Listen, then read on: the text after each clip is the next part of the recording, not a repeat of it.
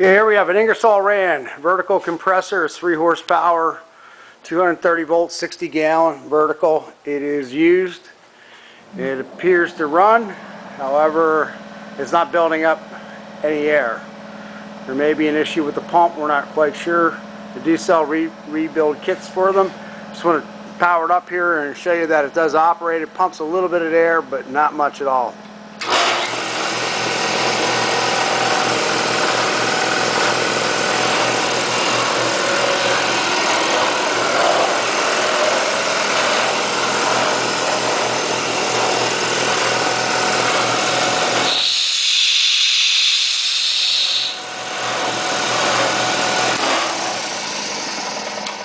Like we said, the pump builds a little bit of air, but it doesn't, probably won't even go over 25, 50 pounds.